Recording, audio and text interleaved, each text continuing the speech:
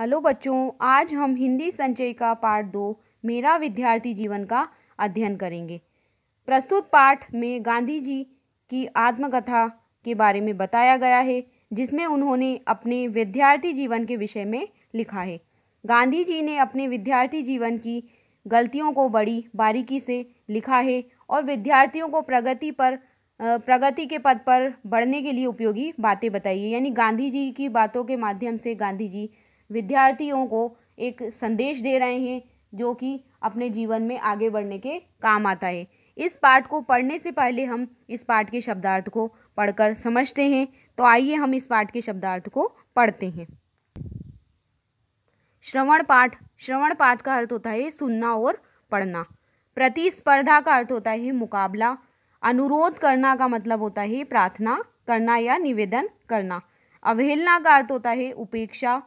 अनुशासन प्रिय का अर्थ होता है अनुशासन और नियमों को मानने वाले।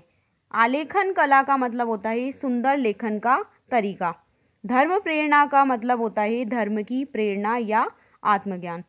विधि पूर्वक का अर्थ होता है नियमों के अनुसार या उचित विधि से।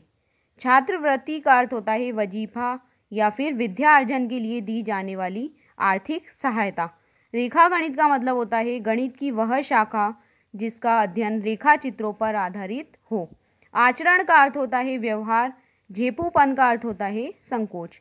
स्मरण का अर्थ होता है याद। विघ्न का अर्थ होता है बाधा या रुकावट।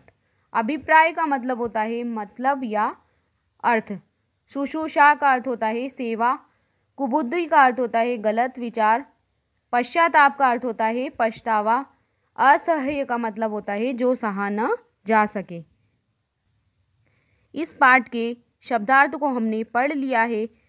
अब हम इस पाठ को पढ़कर गांधी जी के विद्यार्थी जीवन की घटना को समझेंगे और विद्यार्थियों को जो प्रगति के पथ पर आगे बढ़ने के संदेश को गांधी जी के माध्यम से जो संदेश दिया गया है उसे हम पढ़कर समझते हैं। गांधी जी अपनी बचपन की घटना को बता रहे हैं कि हाई स्कूल में मैं मूर्ख नहीं माना जाता था। शिक्षकों के प्रति प्रेम भावना हमेशा प्रकट करता रहा। हर साल माँ बाप को विद्यार्थी की पढ़ाई तथा चाल चलन के संबंध में प्रमाण पत्र भेजे जाते। उनमें कभी मेरी शिकायत या पढ़ाई या चाल चलन की कोई शिकायत नहीं की गई। यानी गांधी जी बता रहे हैं कि जब वो हाई स्कूल में पढ़ते थे तो वो मूर्ख नहीं थे और जो शिक्षक थे उनके अध्यापक थे उनके प्रति वो हमेशा प्रेम की भावना या आदर हमेशा प्रकट वो करते थे। और हर साल विद्यालय से उनके माता पिता के लिए जो गांधी जी उनके चाल चलन के लिए और उनकी पढ़ाई के लिए प्रमाण पत्र स्कूल के अध्यापक घर पर भेजते थे और उसमें कभी भी उनकी शिकायत नहीं की जाती थी। उनके चरित्र की कोई शिकायत नहीं की जाती थी। दूसरे दर्जे के बाद तो इनाम भी पाए, यानी दूसरी कक्षा के बाद उन्होंने इनाम भी उनको मिले और 5वें और 6ठे दर्जे में तो क्रमशः 4 रुपये और 15 रुपये मासिक छात्रवृत्तियाँ भी मिली। यानी जब वो 5वें दर्जे में थे यानी 5वीं कक्षा में वो पढ़ते थे तो उन्हें 4 रुपये महीना छात्रवृत्ति दी गई और 6ठी कक्षा में उन्हें 15 रुपये महीना छात्रवृत्ति मिली थी। और छात्रवृत्ति मिलने पर वो कभी भी अपनी योग्यता के बारे में नहीं बताते थे, बल्कि वह बोलते थे कि यह तो भाग्य ने उनकी सहायता की है। ये छात्रवृत्तियाँ सब लड़कों के लिए नहीं होती थी, यानी सारे विद्यार्थी के लिए यह छात्रवृत्ति नहीं दी जाती थी। सिर्फ कुछ ही बच्चों के लिए दी जाती थी जो कि सौराष्ट्र प्रांत के विद्यार्थी उनमें कम थे। 40-50 विद्यार्थियों में इनकी गणना की जाती थी। अपनी तरह से तो मुझे यह याद आता है कि मैं अपने को बहुत योग्य नहीं समझता था। यानी गांधी जी अपने आप को इस काबिल नहीं समझते थे। इनाम अथवा छात्रवृत्ति मिलती तो मुझे आश्चर्य होता। जैसे ही उन्हें विद्यालय से इनाम दिया जाता था उन्हें बहुत ही ज़्यादा हैरानी होती थी। इनाम मिलने पर उन्हें बहुत ज़्यादा आश्चर्य होता था। परंतु हाँ, अपने आचरण का मुझे बड़ा ख्याल था। यानी वो अपने आप के बारे में बता रहे हैं कि मेरा आचरण सब अच्छा था। सदाचार में यदि चूक होती तो मुझे रोना आ जाता। यानी कि अच्छे आचरण करने में यदि उनसे कोई गलती हो जाती तो उन्हें तुरंत ही रोना आ जाता।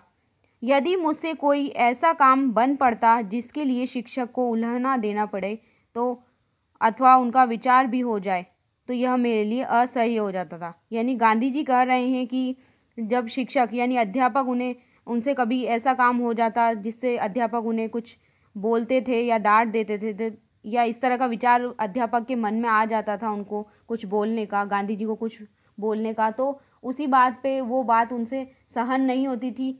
ये बात उनके लिए बिल्कुल असह्य हो जाती थी। ऐसी बात गांधी जी कह रहे हैं।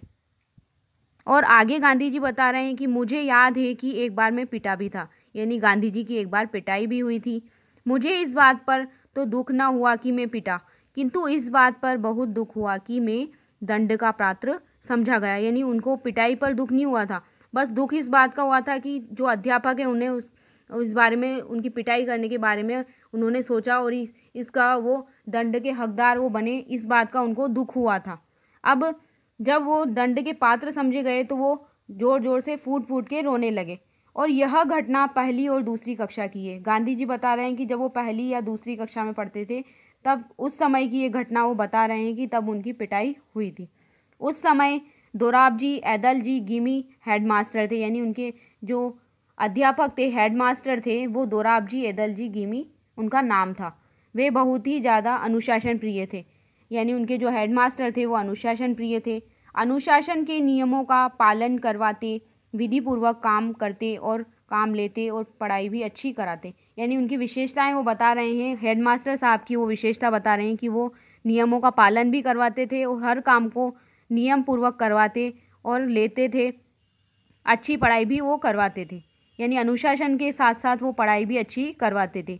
उन्होंने ऊंचे दर्जे के विद्यार्थियों के लिए व्यायाम, क्रिकेट आदि अनिवार्य कर दिए थे। यानी जो ऊंचे दर्जे के विद्यार्थी हैं उनके लिए व्यायाम, क्रिकेट ये सारे ज़रूरी कर दिए थे। ये सारे खेल उनके लिए ज़रूरी थे और इसके साथ उन्हें पढ़ाई भी करनी होती थी। तो जो गांधी जी थे उनका खेल में मन नहीं लगता था।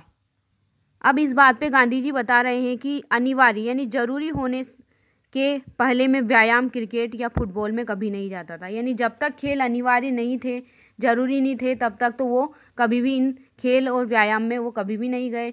लेकिन इसमें क्या होता था कि अनजाने में मेरा संकोच एक कारण बन जाता था, यानी वो एक संकोच वो रखते थे मन में। अब मैं देखता हूँ कि व्यायाम की यह अरुचि मेरी भूल थी, यानी ये व्यायाम के प्रति मेरा अरुचि थी, मैं खेलना नहीं चाहता था उस समय।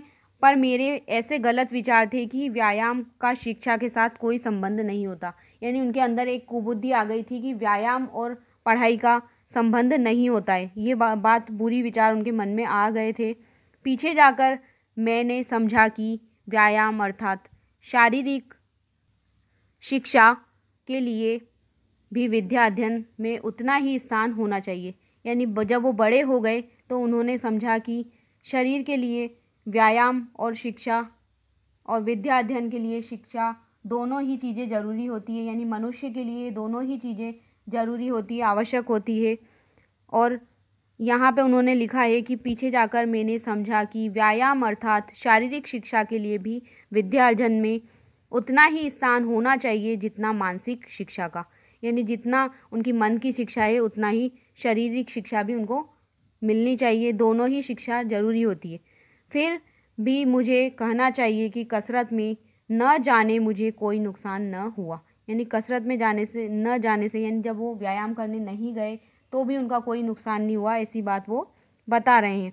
इसका कारण है कि पुस्तकों को मैंने पढ़ा था कि जब उन्होंने पुस्तकों में पढ़ा था कि खुली हवा में घूमना अच्छा होता है, तो उन्होंने क्या किया, यह मुझे पसंद आया, तभी से अच्छा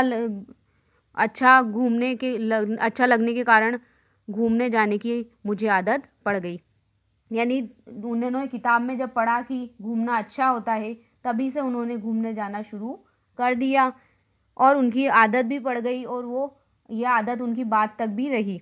घूमना एक प्रकार का व्यायाम होता है और इससे शरीर थोड़ा बहुत सुगठित होता है। अब जो घूमना जाना उनने शुरू कर दिया तो उनका शरीर थोड़ा बहुत सुगठित यानी स्वस्थ भी हो गया। अब इसके आगे की घटना हम दूसरे वीडियो में पढ़ेंगे। आगे की घटना पढ़ने के लिए दूसरा वीडियो आप ज़रूर देखें। धन्यवाद।